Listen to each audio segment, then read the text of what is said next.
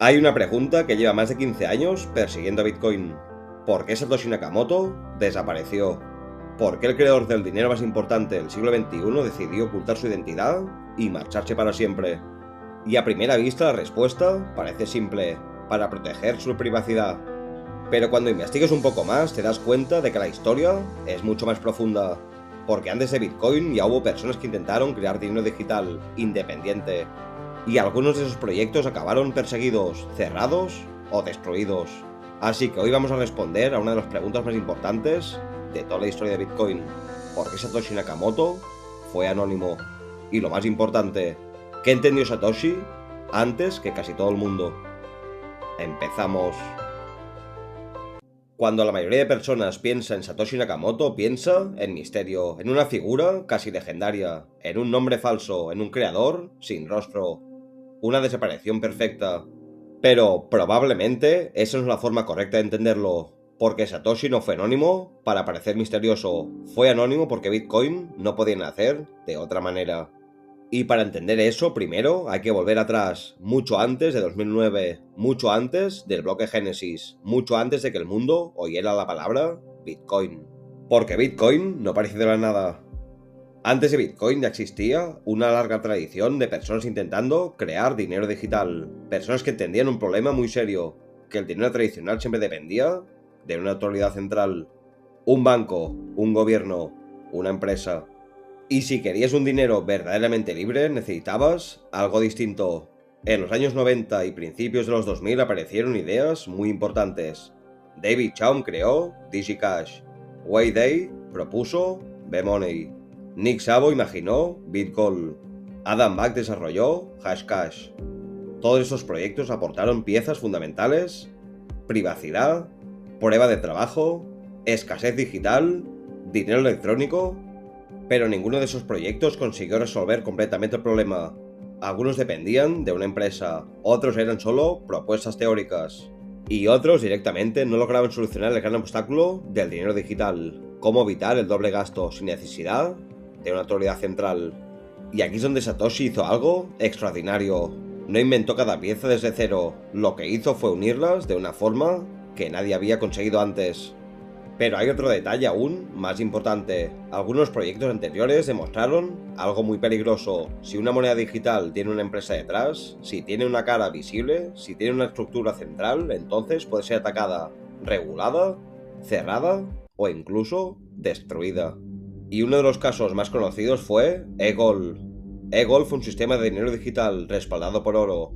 Durante un tiempo tuvo bastante éxito, permitía mover valor por internet de una forma distinta a la banca tradicional, pero tenía un problema enorme: era una empresa, tenía responsables, tenía estructura, tenía puntos débiles.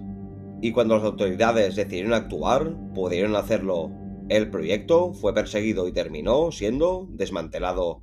Y esa lección fue brutal, porque dejaba claro algo: si quieres crear una alternativa monetaria al sistema, no puedes construirla como una empresa normal. Tarde o temprano te encontrarán, tarde o temprano te señalarán, tarde o temprano podrán detenerte. Y aquí es donde la figura de Satoshi cobra sentido. Satoshi entendió algo que muy poca gente comprendía en aquel momento. Si Bitcoin iba a funcionar, no podía depender de una persona.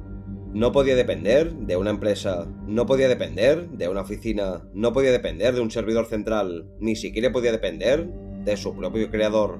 Porque en el mismo momento en que Bitcoin tuviera un líder claro, tendría también un punto vulnerable, un objetivo, una cabeza visible, un lugar al que apuntar. Y eso lo habría cambiado todo. Si Satoshi hubiera mostrado su cara, si hubiese dado entrevistas, si hubiese montado una empresa alrededor de Bitcoin, probablemente Bitcoin no sería lo que es hoy. Habría nacido ya condicionado, habría nacido con un centro. Y un sistema con centro siempre puede ser atacado más fácilmente.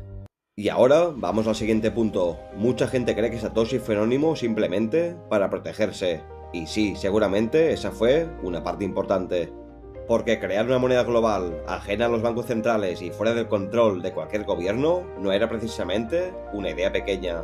Era una idea enorme, una idea con implicaciones políticas, económicas y sociales gigantescas. Pero su anonimato no era solo un escudo personal, también era una decisión estratégica para proteger el propio proyecto. Porque cuanto menos dependiera Bitcoin de una persona, más fuerte sería. Y cuanto antes de aparecer al fundador, antes quedaría claro que Bitcoin pertenecería a la red, a los nodos, a los desarrolladores, a los usuarios, y no a un creador carismático al que seguir como si fuera un líder. Y esto es importantísimo. Porque muchas tecnologías fracasan cuando se convierten en un culto a la personalidad.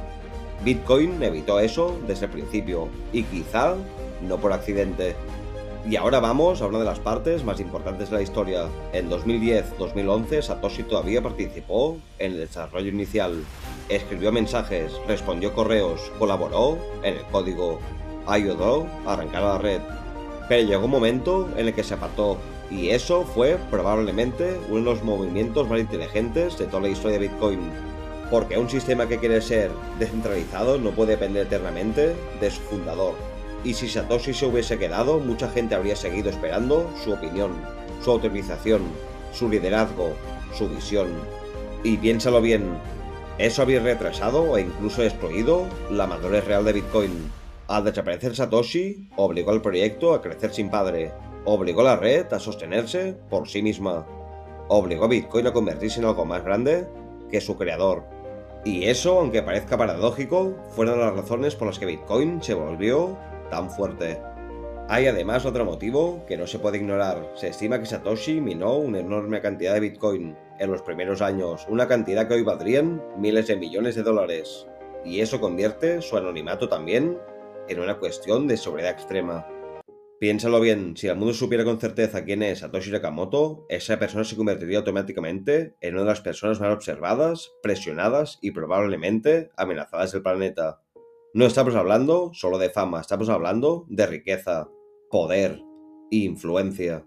Y de una figura asociada al nacimiento de una tecnología que desafía la lógica del sistema financiero tradicional. Mantenerse oculto no solo protegía a Bitcoin, también protegía su propia vida. Pero quizá la verdadera razón por la que Satoshi permaneció anónimo no fue el miedo, ni siquiera la seguridad, quizá la coherencia. Porque Bitcoin no se diseñó para pedir permiso, no se diseñó para depender de una institución, no se diseñó para que una sola persona lo controlara. Se diseñó para que funcionara incluso aunque nadie confiara en nadie. Y si el creador hubiera ocupado el centro del sistema, Bitcoin habría nacido con una contradicción, un dinero descentralizado, con un líder central. Y Satoshi entendió que eso no podía pasar. Así que hizo lo único que tenía sentido, lanzó Bitcoin, lo puso en marcha, lo dejó respirar y desapareció. Y por eso Satoshi Nakamoto nunca reveló su identidad, porque si Bitcoin iba a ser realmente descentralizado, no podía tener un líder. Y quizá esa fue la decisión más importante de toda la historia de Bitcoin. Satoshi lanzó la red y desapareció, y gracias a eso hoy Bitcoin no pertenece a nadie, y al mismo tiempo pertenece a todos. Y ahora te pregunto, ¿crees que Bitcoin habría sobrevivido si Satoshi hubiera mostrado su identidad? Te leo en comentarios. Saludos.